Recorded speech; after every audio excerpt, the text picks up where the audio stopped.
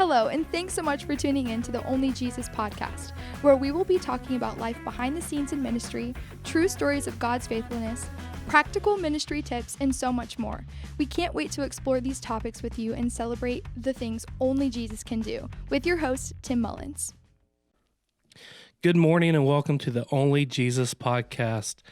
We are sitting here with my pastor, Pastor Shaden Rodenhamel. You can say hi to the people. Hello, welcome. We're breaking new ground. Yes, doing something new. I love it. The title of this podcast is Raising the Next Gen. And so You've been kind of an expert on that.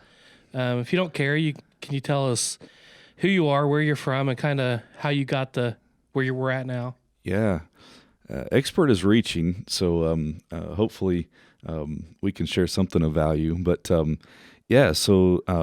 I grew up in a pastor's home like you did. My dad was a youth pastor for a lot of my growing up years until I was in middle school, and so I kind of grew up around the youth ministry, in the youth ministry, tagging along the youth ministry, and just seeing a lot of young people connect with God and come to know Jesus and really experience God's presence, grow in all different ways spiritually and as leaders. And as I grew up, I saw a lot of those different young people that my parents invested in, go on to do great things for God and be awesome, parts of the society. And so, that kind of planted a lot of seeds. And then, later on, I went to Bible college, came back, jumped into youth ministry and just helping reach young people. And so I think every young person has the opportunity and ability to reach someone like them. Yeah. And so, a lot of us, when we're getting going, we just reach out to the people that we connect with the easiest and most. And so They don't want to hear from us old people all the time. That's true. It's true. It takes young people to reach young people. But as you know, it's been I served in youth ministry for about 7 years here at our church, and then about 14 years ago became the lead pastor. And really felt like that if Jesus tarried, I never wanted to leave youth ministry, and so felt like God really encouraged me that it was just going to look a little bit different, but that I could be a catalyst in reaching the next generation, even as a lead pastor. And so had a lot of great examples and different people that I saw doing just that. But so for the last more than a decade, we've just endeavored to reach people in general, every kind of people, but especially young people. So take me back.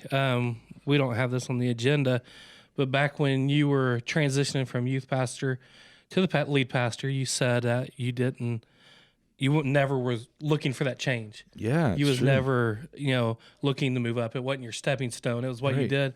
So what was that for youth pastors that are in that same position right now that are finding themselves moving on, whether it's a different position or but your identity is so tied up into youth ministry. It's true. How does that transition on a personal level? Mm-hmm. We won't get into all the all the leadership things on it and stuff, but on a personal level, what was that transition like, and what was some of the things you faced that you had to struggle through? Yeah, well, I think you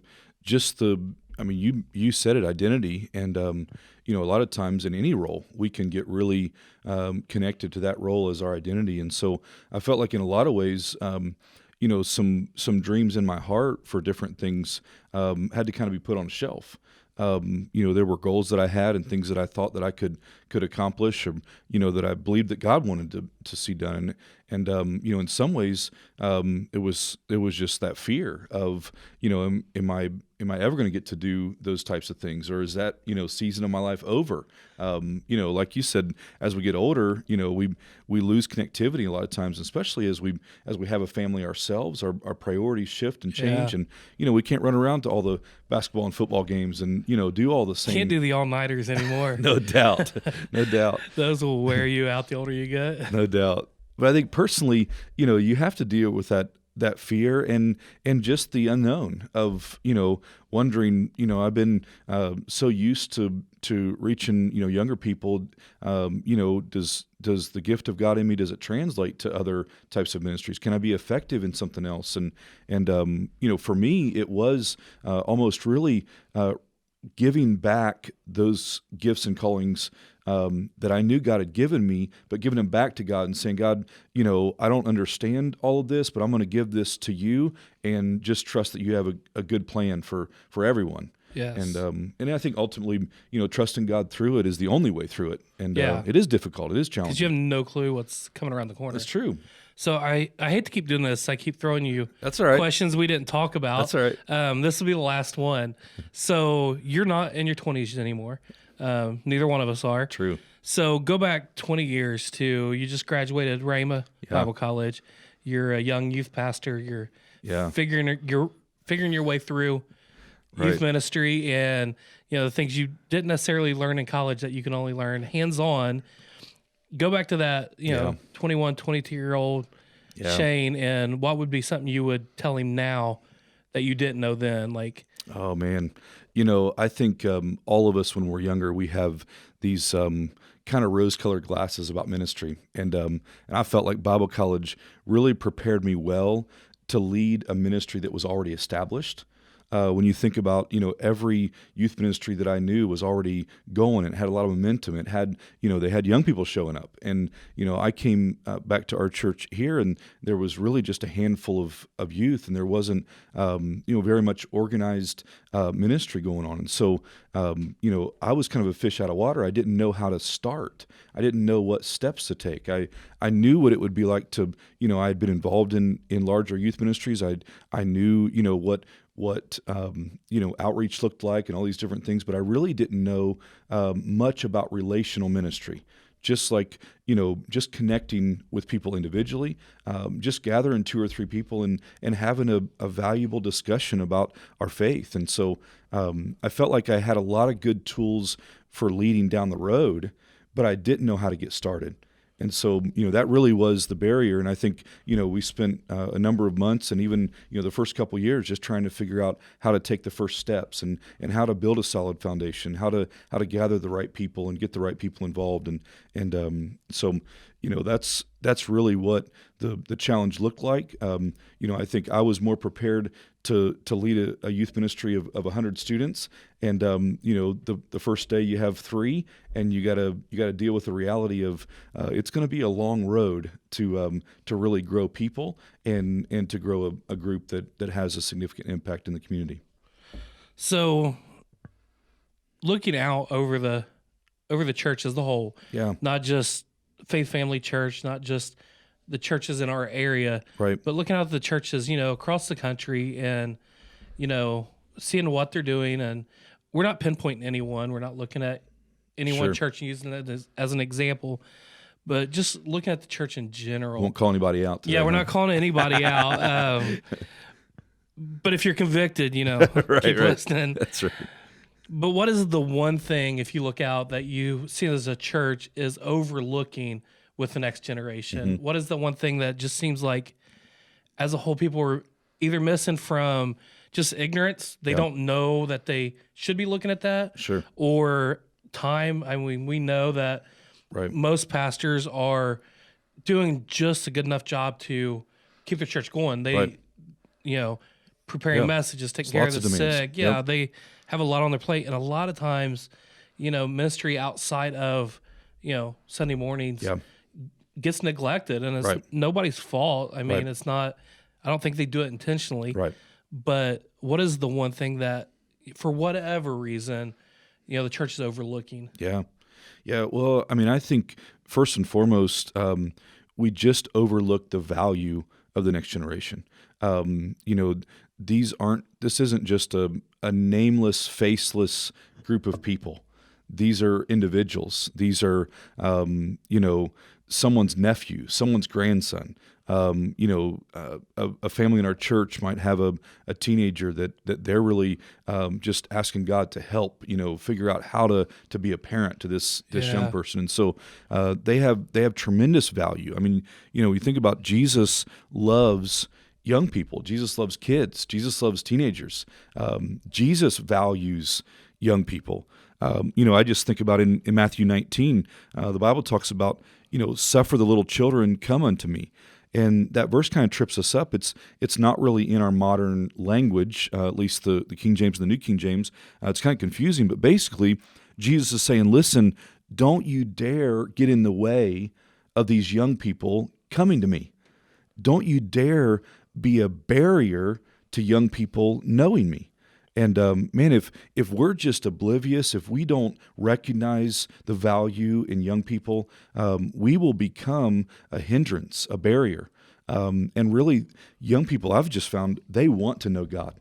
They want to learn about God. I mean, as much as we talk about the next generation being rebellious and millennials being lazy or all these stereotypes, I really have found that young people that are showing up, number one, they're curious. They're hungry. They're hungry. They want to know who God is. They want to know. They want to see God work in their life. And we've seen it over and over again that just giving a young person an opportunity to get to know us, get to know God, they will take the steps forward. I mean, they genuinely want to be involved.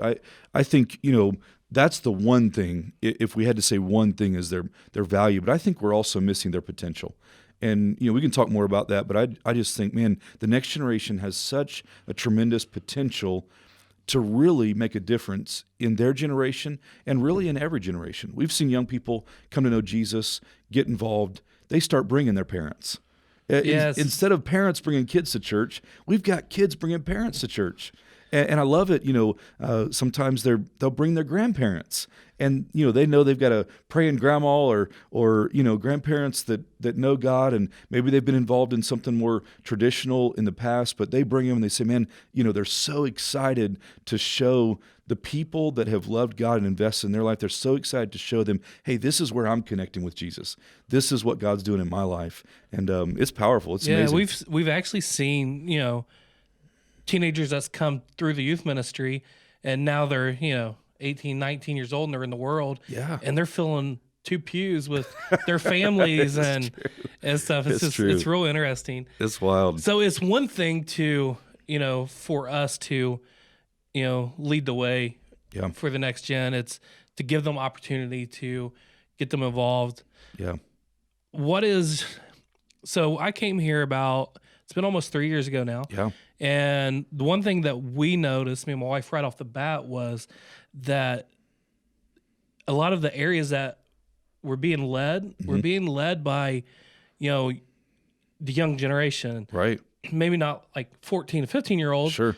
But you had 18, 19, and 20-year-olds that were leading whole departments. I can think of the media department, the worship, children's ministry. There is, students that came up through, some of them came all the way through children's ministry and then youth ministry, and now they're leading those ministries. Right. And that's amazing to see, but that's not common. It's the church here, and what you've experienced and what you have here is not necessarily what, other churches don't have that. Sure. And it's more than just, saying, here, we got a role for you, or here come the church, we're going to have some cool worship and preach. Like, there's something more to it. So getting the next gen involved, if there's a secret sauce for it, like, in your opinion, with what you've seen at Faith Family Church and what you've seen, the growth, because, I'm telling you, it's just amazing to see, the teenagers and the young adults that are, forging forward in the ministry and blazing new paths. And what would your response to that be? Like, if somebody just flat asked you, hey, what's the key here? How do we do it? Truthfully, I think, we've been very purposeful in investing in the next generation. We believe young people have tremendous value. We believe they have tremendous potential. But truthfully, I don't think we set out to put a bunch of young people in leadership roles. We didn't necessarily think, let's try to get a younger person in charge of this. Like, I think there's a lot of risk there, and there's a lot of different challenges that brings. But truthfully, what we found was we had young people that were serving with more commitment and more passion than anyone else on the team. Specifically media. I mean, I remember, just we started to get more and more young people involved in media and, technology areas and serving. And we realized, they just are doing a great job. And, we had a leadership transition in the media department and the leader was stepping away. And so we're looking at the whole team, just looking at, hey, who really has a passion for this? Who really has, a commitment level that not just that who's is, available. Sure. Yeah. I think we didn't necessarily, set out to just pick a young person. What we saw was that faithfulness, that trustworthiness, the passion, certainly the diligence, and then just the ability to learn and run a lot of the systems that we're running. And so what we found was, we had a young guy who was, I think, 18 or 19 at the time, who had been, serving in youth ministry, at that point, even pretty much leading all of the media for the youth ministry, and was just a vital part of Sunday morning. And so, I mean, who we're talking about. I mean, Joel would show up, at 6:30 or 7, every Sunday morning, really, whether he was on the schedule or not. I mean, he just wanted to help. And he still does. He does. Of course, he's doing a great job. But I just think, we didn't necessarily set out to see how young of a person we could get to lead. But what we did was continue to invest in him and encourage him. And I remember when he first, we first asked him about it and talked to him about what that would entail. He was just kind of humbled and overwhelmed, like, wow, this is kind of a big deal. And we said, yeah, we're not going to leave you hanging. We're not just going to throw you out there and let you get overwhelmed. I mean, we're going to help you. We're going to encourage you. But I just think he proved himself faithful, and that's really all we're looking for in any leader, is just someone who's going to be diligent and consistent and lead with humility and grace. And so it really is amazing that we've had all different ones. A lot of them have been serving for a lot of years, and so they're not new to serving or new to leadership. They're just young, especially for their age. But I guess I feel like we kind of busted that ceiling. I became the lead pastor of our church when I was 27. I mean, it's just fresh with me. I didn't feel qualified. It's all you know. Right. I didn't feel like that, I had it all together, had it all figured out. I think the young people that we're working with, they don't think they've got it all, under control, but they're learning and growing, and they're moldable and shapeable, and that's what makes all the difference. Yeah, it's true. So we could brag all day on, things that's going on and things that are happening. Yeah. But we all know it's not, just roses all the time. Oh, no. There's definitely some things to look at. So, and with this podcast, we want to cover everything. We want to help, people in situations, and it's helpful to lift them up and to talk about all the good things that are going off. But it's also good to hear, where we struggle and where people have issues to deal with. Yeah. And one of those is with younger people, not just younger people, but that's what we're talking about today. Yep. I remember when I was in my 19, 20 years old, there's some things I did that I look back on and I'm like, oh man, at the time I thought that was awesome. Right. Like that message I preached, I thought it was going to be shocking and like really changed lives, but all it did was leave people's heads scratching and stuff. So looking at that, when we're younger, we sometimes, I don't know if it'd be a lack of experience. Right. You haven't experienced everything. There's things that you just don't know. Yeah. And a lot of times you don't know what you don't know. That's true. And stuff. So with a large number of, young adults, I don't want to call them teenagers. Sure. Because they vary. Yep. We've had a 10 or 11-year-old running a camera on Sunday morning, learning. Yeah. And stuff. And we've also have somebody, in their 40s running the camera. But when you're dealing with that younger generation and you want to leave room for them, to be creative, and you want to leave room for them to try new things out, right? But you still want excellence. You still want, some of the things that would fly on Wednesday night, right, or whenever your youth service is, wouldn't necessarily go on Sunday morning, right? And so how do you how do you give room for that? Yeah. So basically the pros and the cons, like Yeah.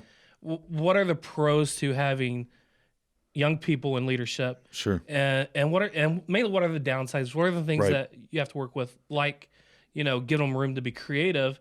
And I've witnessed it. You do give them a lot of room with worship, with the media to be creative. Yeah. But there's still that level of excellence that has to be there. Right. It's not optional, and stuff. So how do you walk that line? I feel like it's not just a tightrope; it's a slack rope.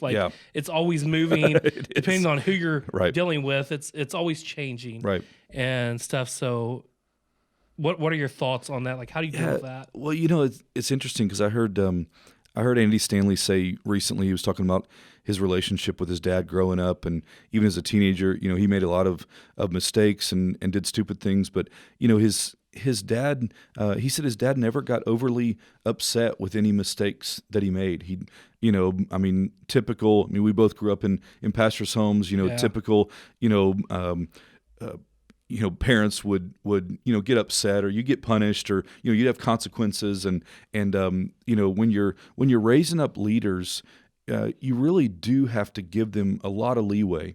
I think about people that invested in my life. They gave me a lot of leeway to fail, and yet they still loved me, encouraged me, and they didn't act like that my failure was the end of anything, but yet it was really the beginning of more wisdom.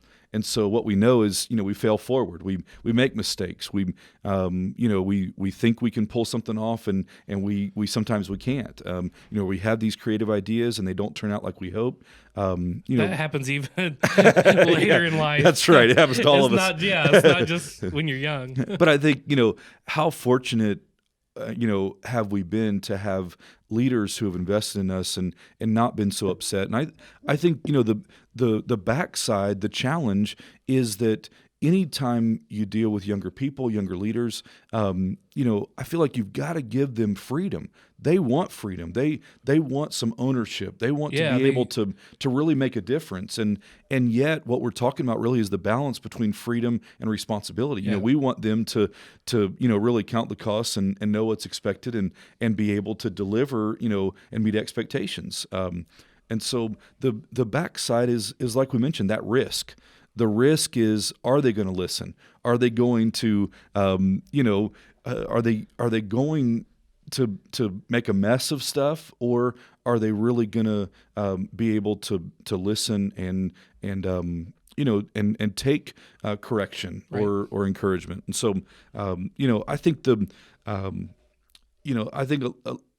one area young leaders need a lot of extra development is people skills.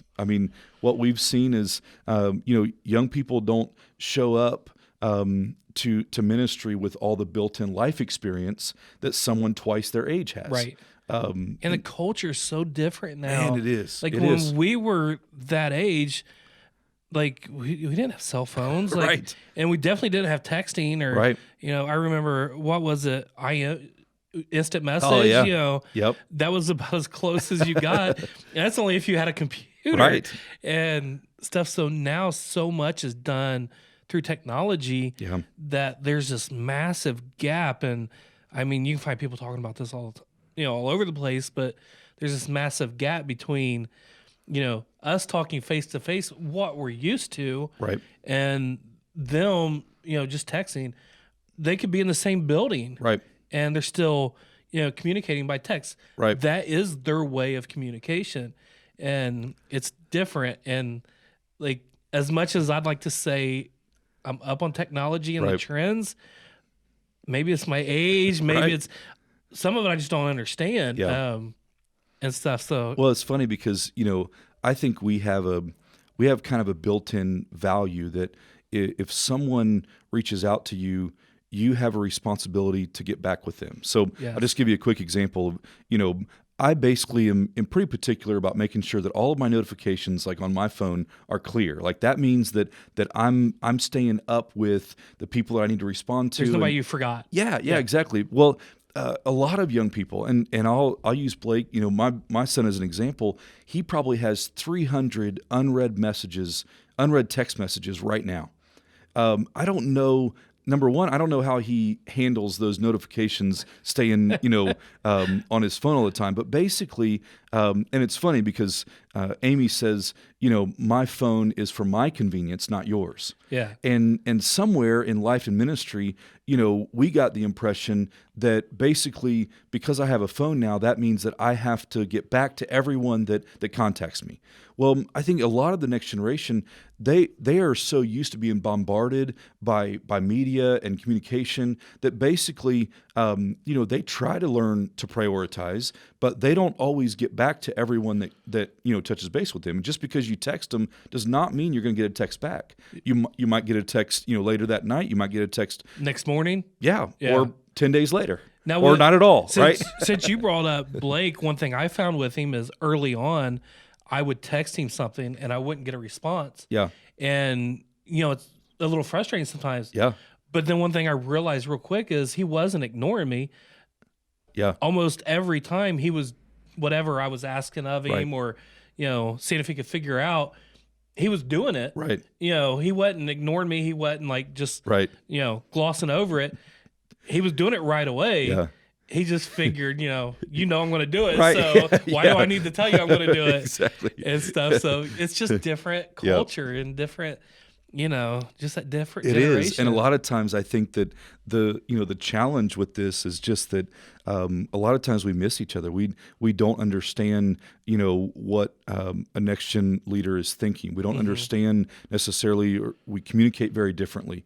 A lot of times we think that, because someone is very skilled or, has a lot of potential, that they have the experience to go with it. And the truth is, I think what we miss a lot of times is that we've got to provide the kind of the soft landing. We got to provide the safety net for these young leaders, so that because when they get in tough situations relationally, or they deal with conflict on their team, we got to realize they don't have 20 years of experience like we do. And sometimes, and even we struggle with some of those situations. Yeah, certainly. None of us like conflict or confrontation, but I think what they crave is that interaction, that encouragement, that feedback. And when we do life and ministry together, I feel like they feel supported, they feel encouraged, and they want to make a big difference and really help us. And there's stuff we can learn from them. Absolutely. Just for example, like they haven't been through everything we've been through. So, right. Our experience is more there, but also our scars and our bruises are a lot more. Yeah. So, they might react to a situation a lot kinder. It's true. It might not be the right way. Right. But with a lot more grace than what we might, because, true. We've dealt with that situation 10 times right. and 9 of them didn't turn out right. Right. You know, and they don't have that. So that's good. They that's definitely true. show more grace. That's We kind of went all over the place with That's that right. question. Actually asked 2 and 1 there. So just real quick, just like one word or one phrase, first thing that pops in your mind for a pro with a young, leader in one of your ministries, what is that pro that seems like it always pops up? I think energy, excitement, just passion. It's energy. You just realize like, we're in our early 40s. I'm already realizing that I don't have the same level of energy that I had 20 years ago. No, not at all. So, we utilize their energy. We utilize their availability.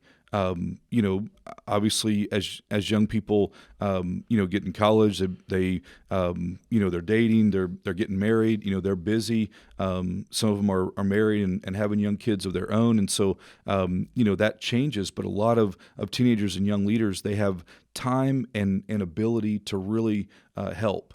And, I feel like that's one of the greatest strengths is that, when other leaders are working till 5 or 6 o'clock in the evening, you've got a young person that can come after school and help with the project. Right. Yeah. And it's valuable. A lot of times, that's incredibly helpful. I mean, we've had teenagers and young leaders. They'll come here and work till 2 or 3 in the morning, and you come in. I found them sleeping on the couch before in the cafe. Yeah. And that's one of the main reasons this needs to be a circle. Like, you can't raise some young people and then as you get down the road a little bit, depend on somebody else to do it. Right. You have to continue to do it because, for example, I would say they're our main leaders, especially in worship. Yeah. And they're one of the main 2 that we go to if we have a computer problem we need figured out. Right. If setting up this studio, right. If we have problems that we just can't put the time into. Right. Our technology gurus are half our age. Right. That's the truth. But we're finding now, and they're incredibly hard workers. Yeah. Now they're at the point in their life where one's engaged. Yep. One's in college. They're both working full-time jobs. Yep. They still spend a lot of time here. Yep. But as time goes on, they'll start having kids. Life will start filling up for them. So unless we have somebody, that are following in their footsteps, we're going to find ourselves in a situation. Yeah. And I think that's what a lot of churches get into. It's true. I mean, you can't stop investing in the next generation because everyone's getting older every year, Yeah. And we sometimes we can turn I tried around to stop that. It doesn't. No doubt. Doesn't work. No doubt.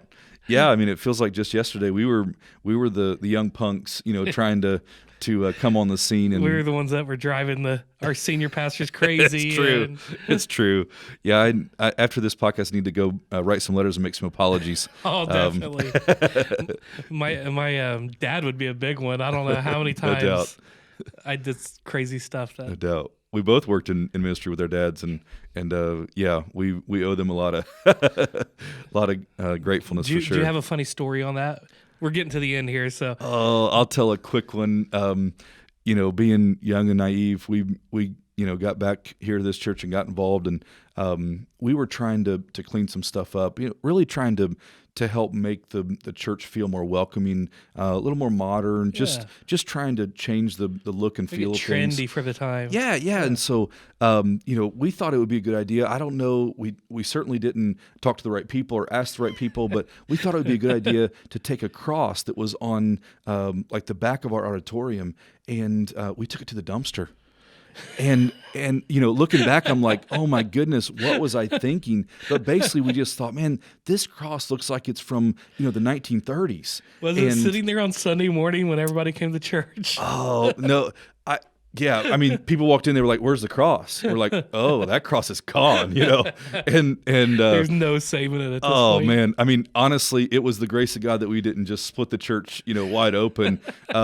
So people were gracious with us, and I remember it being kind of dicey there for a bit because we had, I guess, we had thrown away the sacred cross, like the cross that no one was supposed to touch. We touched that cross, and so yeah, I mean. You live and learn that you don't just have the right and ability to do what you want to do, as a young leader, and so as older leaders trying to help them, we got to realize we made plenty of mistakes. Yeah. They're going to make plenty of mistakes, and we're all going to get through it. Yeah, mine wasn't nowhere near as bad as throwing a cross away. Mine was I was a young youth pastor, and we always did a game and youth service.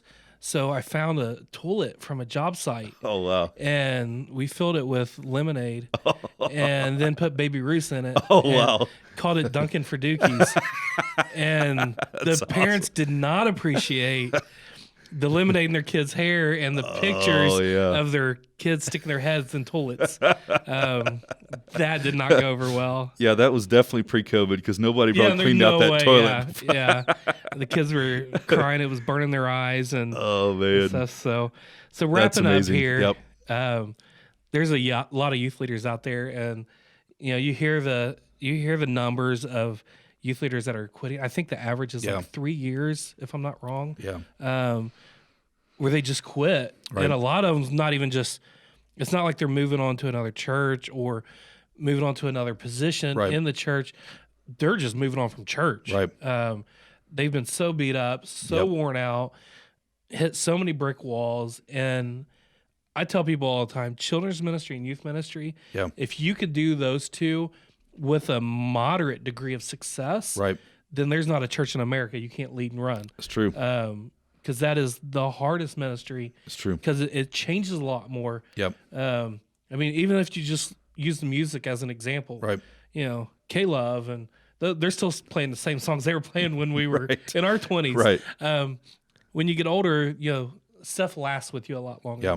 But when you're the next generation, the young teens, things move a lot quicker. Yeah, absolutely. And sometimes as leaders, if you don't have the right resources, and a lot of it, it's not because Right. the church doesn't want to give you the resources. They just don't have them. Yeah. I mean, majority of the churches in America are smaller churches.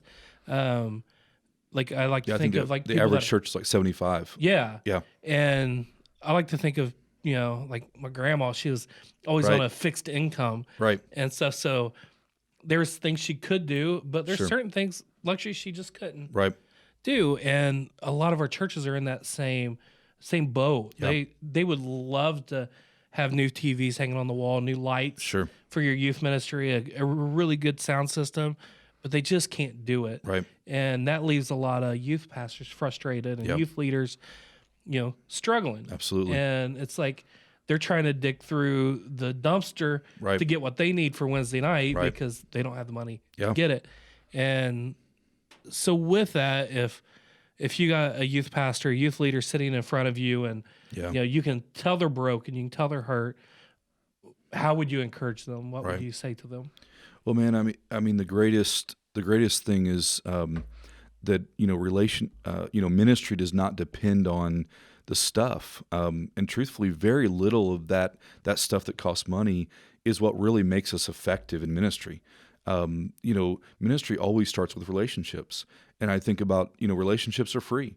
So much of the time we spend, all of our effort and energy trying to produce this great experience, and we sometimes we miss the connection, we miss the relationships, we miss the opportunity to sit down with a young person and just encourage them or just ask questions. And so I think with any leader, the answers are really right in front of us, and I think the answers are getting involved and connected with those young people. They have ideas, they have a heart to reach their friends, and so much of the time we're trying to produce this great show of a youth ministry, and they're saying we just want relationship, we just want connection, we just want someone to text us or send us a message and let them know that we're praying for them. And I think it's powerful that we have an opportunity to really, when we invest relationally, I think everything else takes care of itself. Yeah. I certainly don't know all the answers. I know with COVID this year, lots of churches, have been on spending freezes. There's a lot of just fear of the unknown of what's going to happen. Is our church going to be able to survive? Are people going to, keep? Is anybody coming back? Yeah, is anybody coming back? Yeah. Are people going to keep, giving and supporting the church? And so I think, every type of ministry has had to change this year, especially, youth ministry. And, and I think we all the time have to learn how to do more with less. And I think the way we do that is to really come back to the foundation of relational ministry, of really trying to build relationships, of finding those young people that have connection, influence, and really pour into them and let them reach their friends. There's no youth pastor Yeah. that I've ever met that was cool enough or hip enough Yep.